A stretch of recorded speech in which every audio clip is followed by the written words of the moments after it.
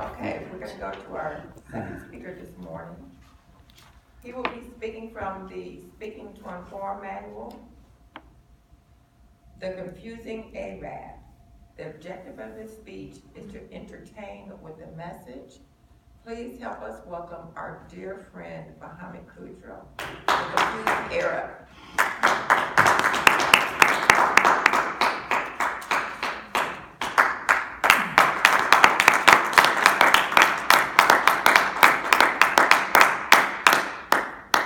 Thank you, Andre. Looks like that door's locked. I have a disclaimer. I have been admitted to the country before Donald Trump, the extreme vetting was instituted. But good news, you are all safe. Ladies and gentlemen, as an Arab in America, I have issues. And you guys are friends of mine, correct? I really would like to share with you some thoughts and see what you think. Shauna, allow me to be personal. Since I was little, it's always been a problem for me around people. It confuses people, and I sense that. And I just thought about that. I'm like, what could that be? I finally gave it a name, the confusing Arab. Why? Let me explain. I work, I call a customer, cold calling, make an appointment, I go to see him. Check in the lobby, I go to the receptionist. This is Mohammed Khouja, I'm here to see Mr. Jones. So she picks up the phone, calls Mr. Jones. Mr. Jones, your 10 o'clock is over here. I'll be sitting in the lobby by myself. So the guy comes in, opens the door, looks around, make eye contact, and he goes to the receptionist. Where's Mohammed? She said, that's him.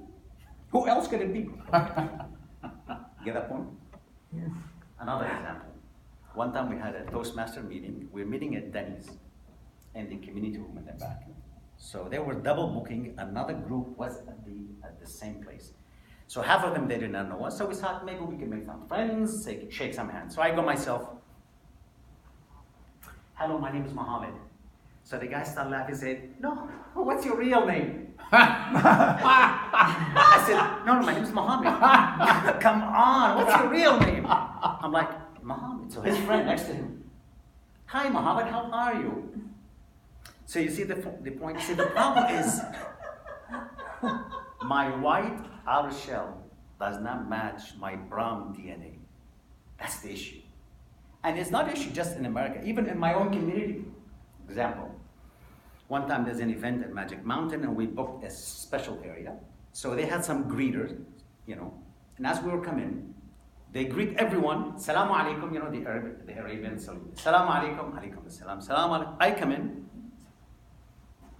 hello. Salaam alaikum. Even in my own country in Damascus, Beatrice, imagine, I'm sitting at Damascus airport, waiting for my flight. A young guy comes to me and he said, in English, excuse me, sir, do you have a lighter? I'm like, I'm an Arab. I'm like you. No, I don't have a lighter in Arabic. You see, so I had that confusion with people. However, I learned to accept it. Speaking about airports, now let's talk about the concept that I suffer from, none of you do, which is, I call it traveling while Arab. Remember 9/11? So we have the good old days before 9/11, which things were easy. And the tough days after 9/11 with all the extra security. Obviously, I don't, I like extra security, all of us do. But things in the olden days was easy to travel. Remember what you experienced today with traveling, all the extra inspection and stuff like that. So let me share with you how with air travels. The olden days, where it was easy. You don't think about any problems, correct? So I'm traveling to a country in France. With me, some tools for work. I took some sharp needles, because it's for a medical device. They aspirate the blood, so they are sharp needles, 10 of them. Nicely sharp, Teflon coated, beautiful. Tools for a machine. For somebody else, it's a weapon. Secondly, I have a black little box, size of a cigarette box, black, with a red button and an LED and a little connector. We use that for calibration of the machine because it gives a pulse. Imagine. Get this. I'm at the airport waiting in line. And my hand luggage, the black box, and the needles. I'm thinking, man, no big deal. Out of the blue, in France, suited guy comes to me from my side. Excuse me, sir. Would you like to come with us? I'm like, No, please. I have chosen. I'll go. So they took me to an office. Sat me. Hello. Hi, how are you? Do you have any battery-operated device with you? And I just remembered. Oh, shit. I do. I'm thinking, how am I going to explain to him that this device is for calibration? Because it looks like something you go boom, boom, you know? Second question. True story. Do you have any sharp objects with you?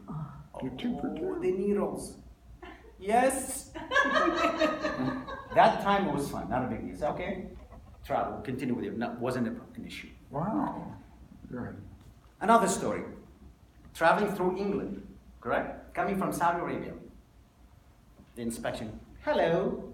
Hi. He looks at my passport. I had a Saudi visa. Saudi Hajj visa, which is typically, it's like a pilgrimage to Makkah. It's a religious trip. So he asked me, what were you doing in Saudi Arabia as a smart aleck? I'm like, it's obvious, it's a Hajj visa. I was there for a camel convention. What else? You could do that back then. Post 9/11, it is a completely different game altogether.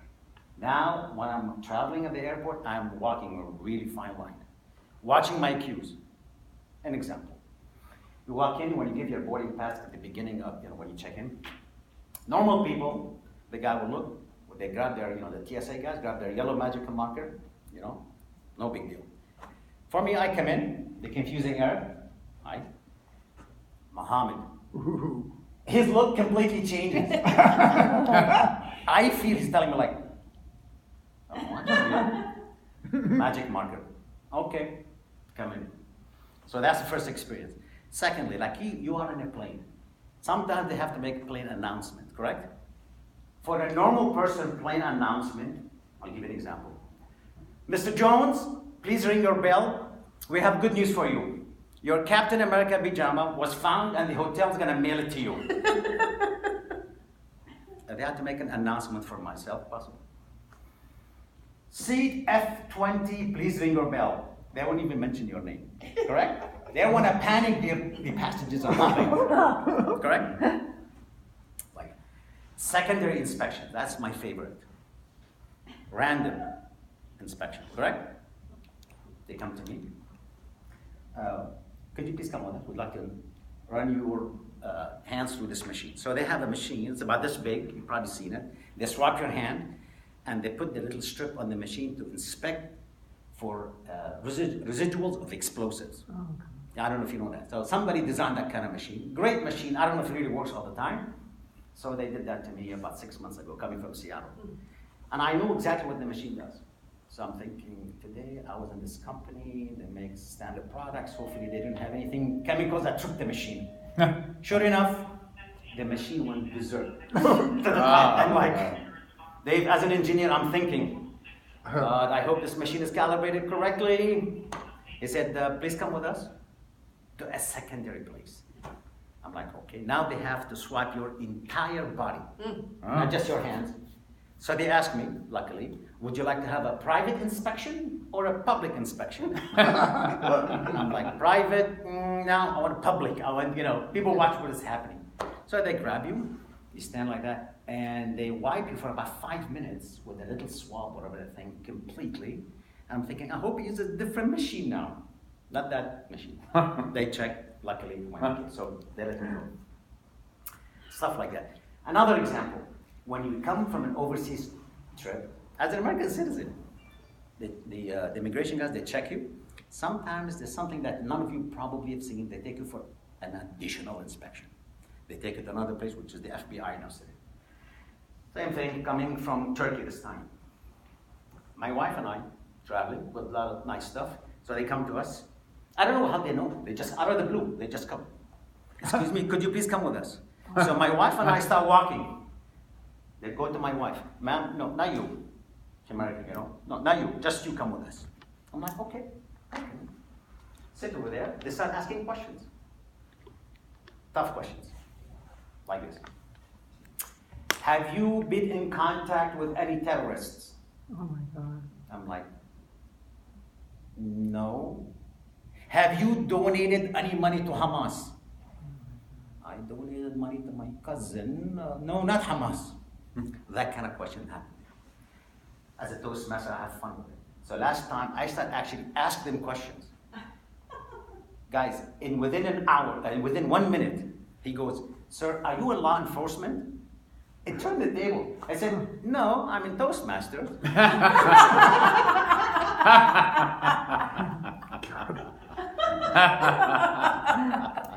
Look, guys, I'm sharing that with you as a personal fact. It is tough sometimes. However, I have learned to enjoy that tension and have fun with it. Just own it. It is what it is. This is who I am, and this is the environment. So it's okay. That's fine with me. So I get to let her rip. That's fine. I'll give you an example. I will work again. I'm at Parsons in Pasadena making a presentation to the Parsons engineer and to Aramco Arabian engineers from Saudi Arabia, correct? They do not know that I'm an Arab. So I'm making my presentation about a product, going through the product specifications, and they're speaking among themselves about what they like and what they dislike. So I'm like, okay, they don't like, so I'm changing. Keep changing. By the time, guys, I was done with my presentation, the product that I was presenting was exactly what they were looking for.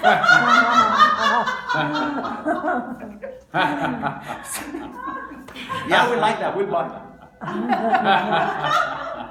My favorite, this was years back. I was working at a gas station in Malibu, Zuma Beach, the mobile gas station. So early in the morning, a guy comes in. He's about maybe 6'2", 300 pounds, strong guy. He did not like the condition of the bathroom in the station, and he was complaining. And he recognized that, I'm in Arab. He said, upset. So he's sitting in the car, and he wants to pick up a fight. He said, "Goddamn camel jockeys." So I'm standing like that. I'm like, better than you, cowboy. And within seconds, he flipped from being really upset, and he really wanted to fight. He said, "That is so funny. I like that." He locked the door and went on his merry way. I'm like, wow, I dodged the fight now. I could have myself kicked, So, ladies and gentlemen, my dear friends, as I said, it's fun. I get to own it. I have a lot of fun stories with that. And I tell the people around me, look, Arabs in America are everywhere. It could be your doctor, your lawyer, your dentist, the public worker, everywhere. Just embrace your fellow Arab American. Make some friends, enjoy them. And even you that you love to drink coffee, the first thing you do in the morning, first thing that touches your lips for the coffee drinkers is coffee. Coffee is an Arabic drink. The word coffee is Arabic word, qahwa. So the first thing you touch your lips is Arabic related stuff. So enjoy it, embrace them, have fun, get to know the Arabic people. And if you haven't had a hug from an Arabic friend, come to your Alibaba and let me give you a hug.